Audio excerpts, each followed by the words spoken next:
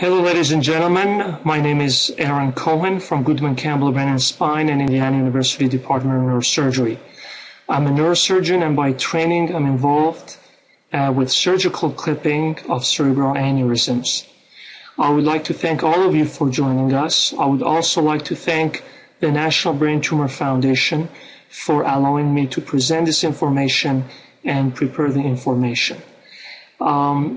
I would like to start by saying that if anybody has problems with the connection, please do text and do use the chat function at the bottom of the screen.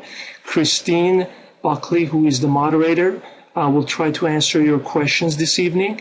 Also, please have your questions come in as you wish, and Christine is going to prepare a list, and at the end of this presentation, she's going to let me know through my earpiece, and I'll be happy to answer those questions for you. So we'll start with a series of slides and a short video of cerebral aneurysm clipping, after which I will listen to Christine in terms of giving me your questions, and I'll be happy to stay as long as possible to answer them for you. So this evening we're going to talk about some very basic information, the care of cerebral aneurysms, and what does really the patient need to know in order to access an improved recovery. We're going to start by defining a cerebral aneurysm and what is really a brain aneurysm. I'm sure most of you who are listening today and watching this presentation know that it's a balloon-like or a bulge weakening in the wall of a brain artery. The vessels that go through the brain are very important because they feed blood to the brain, and their walls are at times weak, and a portion of the vessel can even be weaker. And a blister and bubble forms because of the pressure of the blood. And this aneurysm can eventually enlarge more and more, and we're going to talk about the risk factors that you guys can avoid to prevent the growth of the aneurysm. And most people don't know they have an aneurysm until it ruptures, unfortunately, where they get most commonly a very severe headache. And occasionally the aneurysms can get big enough to cause pressure on some of the important structures in the brain and have symptoms other than a severe headache and what we call a hemorrhage, which occurs in an area or space around the brain, which is called the subarachnoid space.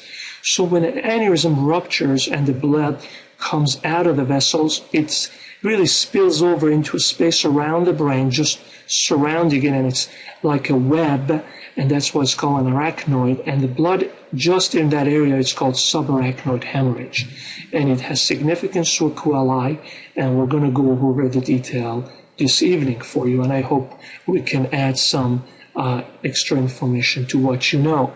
So what is a cerebral aneurysm? As you can see in this image, there is a bulge where those three vessels are coming together, and that bulge is abnormal. And if it ruptures, it causes blood from the vessels to come around the brain, and that's not normal.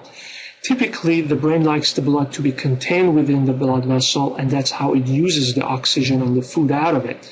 But if the blood gets outside of the vessel, it would cause pressure on the normal brain. It would cause other sequelae, which are very undesirable, and therefore we want to avoid aneurysmal rupture. First of all, decreasing the risk factors, and number two, God forbid if they occur, we have to find a way to treat them adequately. So what are the types of the brain aneurysms that can occur? The saccular one, just like the one you saw in the illustration, it's like a berry-like aneurysm.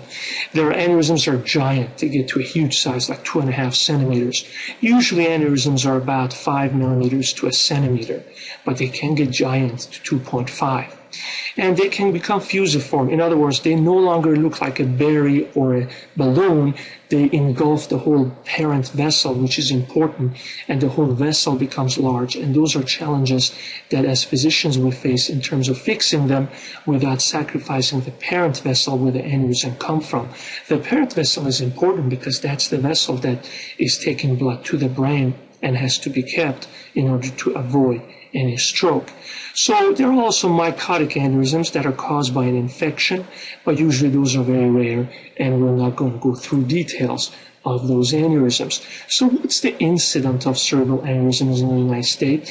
Believe it or not, it's 1 out of 50. 2.7 million people have aneurysms, most of whom don't know about it because we do not do surveillance imaging for brain aneurysms.